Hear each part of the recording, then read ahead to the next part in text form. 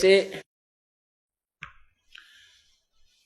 कई क्या कहते हैं, भाई भगवान पाना तो विश्वास की बात है, विश्वास कर लो भगवान मिल जाएगा। चाहे किसी पर कहते हैं, चाहे पत्थर पर विश्वास कर लो वो भी भगवान बन जाएगा। कमाल की बात कर देते हैं, कति बालकों वाली बात कर रखी है। बात तो ठीक है, विश्वास बिना भक्ति नहीं हो सकती, विश्वास बिना भगवान नहीं मिल सकता। लेकिन विश्वास किस पर करना चाहिए?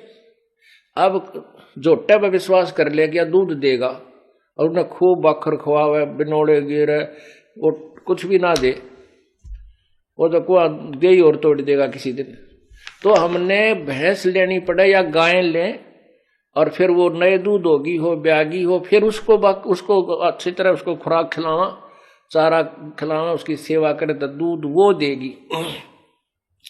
विश्वास भी उसी चीज पर करे जो विश्वास जिससे वो वस्तु प्राप्त होनी। जैसे बबूल बो के कीकर का बीज बीज के और उस पर आम का विश्वास करके उसकी सेवा करें जावे, वो पूजा करने से बबूल बड़ी तो हो जाएगी उसकी सिंचाई करने से, लेकिन वो आम नहीं लगेंगे। उसके आम का बीज बीज जाए पूरी वेरीफाई करके कि वो आम का बीज है, और उस आम के बीज को बीज के फिर उसकी पूरी सच्ची श्रद्धा से और पूरे विश्वास से कि इस पर आम लगेंगे, उसकी सच्चाई करें तो फिर लगेंगे। आम के बीज ने बीज के फिर विश्वास करे अटल और सेवा करे पूरी जो उसकी बता रखी है, फिर समय आने पर उसको फल लगेंगे। ऐसे ही सत्य नाम यानी सच्चे नाम का जाप करे, पूरे संत से लेकर पूरी मर्यादा में रहते हुए पूरे ज्ञान से परिचित होकर के, और फिर पूर्ण विश्वास से भक्ति करे, फिर देखो क्यों ना फल मिलेगा। क्यों कैसे नहीं भगवान मिलेगा? मिलेगा विश्वास से। अब नकली नाम दे रखे हैं, बबूल का बीज दे रखा है, उस पर विश्वास करें बैठे भगत। अब 40-40 साल अपनी बर्बाद जिंदगी करके वापस यहाँ आ रहे हैं, रो रहे हैं उस गए हुए समय को और कोस रहे उन अज्ञानियों को जिन्होंने जीवन बर्बाद कर दिया, उन संतों ने।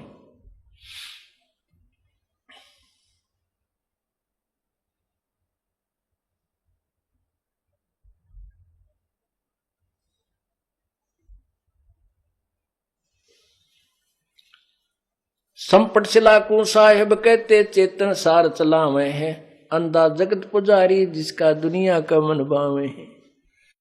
ऐसी उल्टी साधना बता दी, पत्थर का भगवान बना दिया, कहते इसकी पूजा कर लो बस इसी से मोक्ष हो जाओगे। अरे नहीं, परमात्मा कहते हैं मूर्ति भगवान की बुरी नहीं, लेकिन उस मूर्ति की पूजा व्यर्थ है। पुण्यात्मा, हम परमात्मा कबीर परमेश्वर जी क्या हमें बताना चाहते थे ये न तो हम समझ सके, और हम ने समझने की चेष्टा की तो हमारे नकली गुरुओं ने, धार्मिक गुरुओं ने परमात्मा क्या कहते थे उसके विपरीत उलट पुलट कह करके हमें भ्रमित कर दिया। परमात्मा मूर्ति के विरोधी नहीं थे, मूर्ति पूजा के विरोधी थे, उसको निषेध बताते थे। जैसे आपके पास आम है, आम के फल या सेब के फल की आपके पास मूर्ति रखी है, और सेब की और आम की मूर्ति बनाने वाला कारीगर ऐसी बना देता है कि आदमी भ्रमित हो जाता है ये ओरिजिनल है या डुप्लीकेट। परमात्मा कबीर परमेश्वर जी मूर्ति के विरोधी नहीं थे, मूर्ति पूजा को निषेध बताते थे। अब जैसे आपके पास आम के या सेब के फल की मूर्त रखी है पत्थर की, और वो इतनी अच्छी होती है, बनाने वाले ने इतनी कारीगरी दिखा रखी होती है कि आदमी को ये भ्रम हो जाता है ये सचमुच ओरिजिनल है या डुप्लीकेट।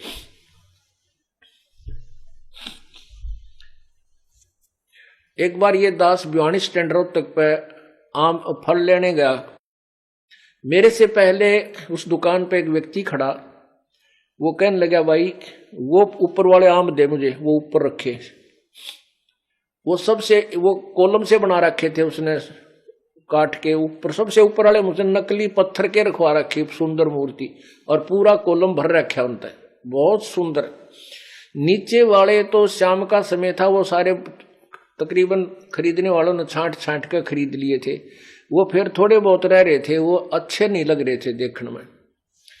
वो कह रहा अभी वो दे दे। वो फिर उन्हीं में से चुग चाक के वो छाट छूट के उसके चढ़ाने लगा, तोलने लगा। बोला भाई मेरी बात सुन, पैसे कितने ले ले पर वो दे दे। वो आदमी खड़ा हुआ, उन्हें ठा के एक पत्थर का वो तार काम उसके हाथ में धर दिया, वो किलो पक्का का। वो न्यू करे ने बोला यूं के। वो बोला भले मानस, यू पत्थर के हैं ये तो केवल मूर्ति रखी है इनकी, और मेरे पास आम यही है, लेने हो तो ले ले। अब वो ऊपर वाले इतने अच्छे बना रखे थे, नीचे वाला ने फेल कर रहे थे जो ओरिजिनल को भी। तो पुण्यात्माओं, जैसे आपके पास वो आम के फल की पत्थर की मूर्ति रखी है, उस मूर्ति को देखने से आपको उस फल के गुणों का ज्ञान होगा और अंदर उसके पाने की प्रेरणा बनेगी। उसको खाने को के लिए मुंह में पानी आओगा। फिर आप सोचोगे भी कहाँ मिला है, आपको पता है जेब में पैसे होने चाहिए और बाजार में मिला है। आप पैसे लोगे और बाजार में जाओगे, आम कह करके खरीद लाओगे, आप खाओ।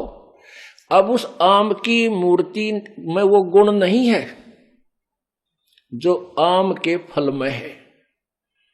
आम के फल की मूर्ति में गुण नहीं है जो आम के फल में ओरिजिनल में गुण है। वो फल जो मिट्टी पत्थर वाली है मूर्ति है, वो उसके गुणों से की प्रेरणा अवश्य देती है, उसके पाने की चाह उत्पन्न होती रहती है।